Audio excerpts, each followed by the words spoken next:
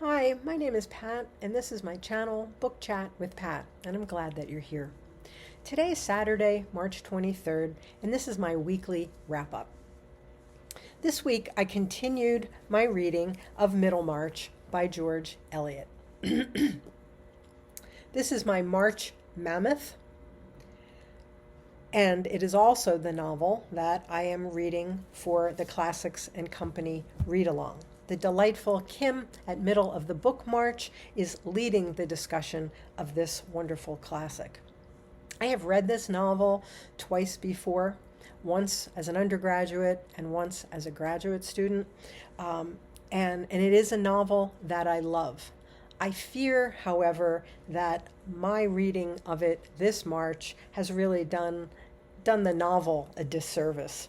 I'm trying to read it while trying to participate in all of these other events, and I don't think this is a book that, for me anyway, is meant to be read in fits and starts. This is a classic new booktuber mistake, I think. Mistake. I don't know if mistake is the right word. But I think this is typical of a lot of new booktubers to sort of jump into every event that comes along because they all sound so wonderful. And it probably isn't possible to do all of the things that I've been trying to do this month. The first two times that I read this novel, because I was reading it for classes, I was totally immersed in it. And that's what I need to do with this novel. I think reading it in bits and pieces along with all of these other things it is not working for me. So I'm going to try to focus on this novel alone this weekend and in the first days of next week, so that I can make a strong finish on this book that I do truly love. I've continued to read for March Mystery Madness. This week I completed my 5th book in my attempt to meet the 9 prompts developed by the wonderful hosts of this event. The prompt that I fulfilled this week was the one about reading a novel that shows formal wear or people dressed to the nines on the cover. So this is the book that I chose. It has beautiful cover with characters in their formal wear. This is A Scream in Soho by John G. Brandon. This novel, originally published in 1940, was reissued in 2014 for the British Library Crime Classics series, and this one has an introduction by the writer Martin Edwards. Brandon was born in Australia but lived and wrote in England, where he published well over 100 pulp detective novels. This novel takes place in Soho during the London blackouts of World War II. Our hero is Scotland Yard Detective Inspector Patrick Aloysius McCarthy. This is the 25th book that McCarthy stars in. McCarthy responds to a blood-curdling scream that pierces the night, and he finds a bloody knife, a women's handkerchief that is also soaked in blood, but strangely, no body, at least not right away. The bodies actually do start to pile up quickly in this novel, and McCarthy has to navigate a seedy Soho underworld filled with gangsters, aristocrats, and German spies. This spy thriller has a fast-moving plot once it gets going, but it hasn't aged well. Many of the characters struck me as little more than cartoonish, ethnic and racial stereotypes, and the misogynistic attitudes toward women were really cringeworthy. I picked up this book to fulfill a prompt. characters on the cover wearing formal wear. So I literally judged this book by its cover without really knowing anything at all about it or about the author. As a period piece of pulp detective fiction for its time, it works. But this particular genre, with the stereotypes, it isn't really for me. Now, at this point in life, this just doesn't work. My next mystery fulfills the prompt to read a British mystery. So I think I've already read a bunch of British mysteries. This one I picked just to fill that prompt. I'm returning to the tried and true Agatha Christie. I read a Poirot novel last week with Murder on the Orient Express. Now I'm opting for Miss Marple. This is a book that I already own. I've owned for a long time. This is What Mrs. McGillicuddy Saw. The English title, and many of you know this by the English title, is 450 from Paddington. I read this book, I think, about 45 years ago.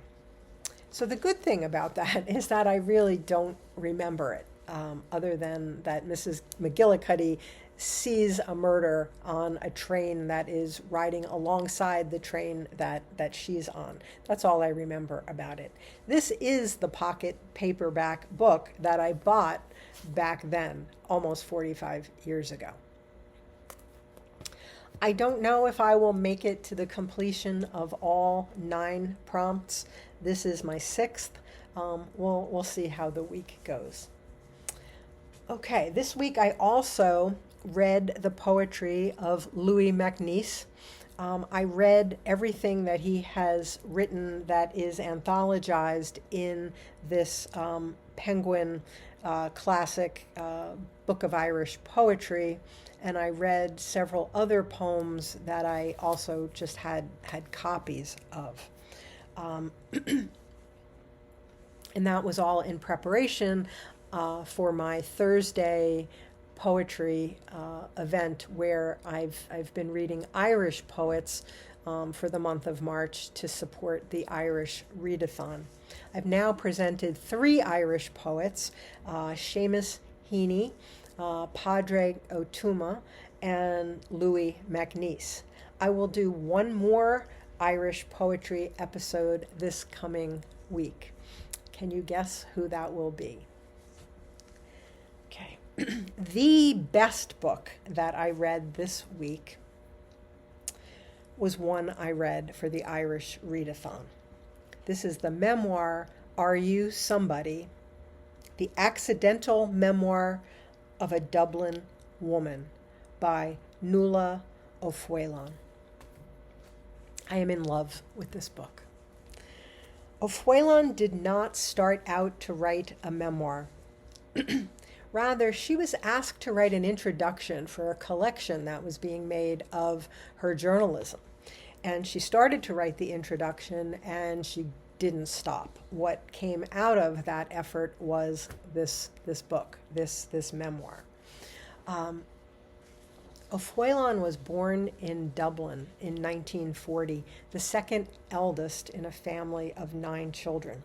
She says in the memoir that at that time in Ireland, a family of 9 children was not even actually considered a large family. Her father, who wrote under the name Terry O'Sullivan, was a well-known journalist at the time. But he had a very active life away from his wife and children. He had at least one mistress that Nuala O'Fwélán knew of, and he fathered a daughter by that woman.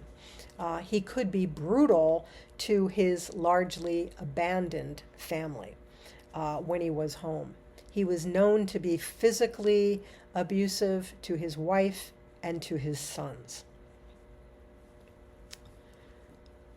Nuala's mother had 13 pregnancies, resulting in 9 live births. Nuala wrote in the memoir that her mother was, quote, the most motherless woman of women herself. She never wanted to be a mother. But that wasn't an option in Ireland in the 1930s, 40s, 50s. O'Foylan writes, quote, my mother didn't want anything to do with child rearing or housekeeping, but she had to do it. Because she fell in love with my father and they married, she was condemned to spend her life as a mother and a homemaker. She was in the wrong job. She became an alcoholic very early in her marriage, and basically she drank herself to an early death. Her life consisted mostly of reading voraciously and drinking alcohol. O'Foylan writes movingly about her own efforts not to repeat her mother's life in her own. At the opening of the memoir, she writes that Ireland of the 1940s was a, quote, conservative Catholic country which feared sexuality and forbade her even information about her own body. She goes on, quote, 1940s Ireland was a living tomb for women, close quote. O'Foylan credits her being sent away to a boarding school, a convent school, with actually saving her life. Because she said it was there that her love of reading flourished and became the formal study of English. This led to her studying English at University College Dublin, at the University of Hull, and at Oxford University. The memoir goes on to chronicle much of her adult life up to her late 50s. She was a longtime journalist at the Irish Times and also a producer for the BBC. She was engaged to be married once, but never did marry, and she had several long-term relationships with men and a 15-year relationship with a woman, the famous Irish journalist and activist Neal McCafferty. McCafferty is well known for her efforts in the movement to bring birth control to Ireland. O'Foylan reflects powerfully on how she ended up alone in middle age. She writes, quote, what happened to make contentment so precarious? I've been trying here to understand the way things have worked out in my life. And though what I've written is personal, part of my predicament is general. The challenges of middle age and the challenges of loneliness, which I know exist even within relationships, confront many more people than me. Single, middle-aged women aren't supposed to kick up. Who wants to know about them? If no companion depends on them, if they're nobody's mother, nobody's wife, nobody's lover? She goes on. I would have been a very bad mother during most of my life, but I'd be a good mother now. Too late. Sometimes I have to look away from small children. They are too beautiful to bear. Close quote. This beautiful book made O'Foylan an instant celebrity in Ireland, and the book was also a New York Times bestseller here as well. Thousands of people, mostly women, but some men also, wrote to her about how she had given words to their experiences as well. She wrote in the afterword to the edition that I have, quote, I accepted that something out of the ordinary had happened. My headlong account of myself had been reprinted over and over again. But what changed for me hadn't to do with numbers sold.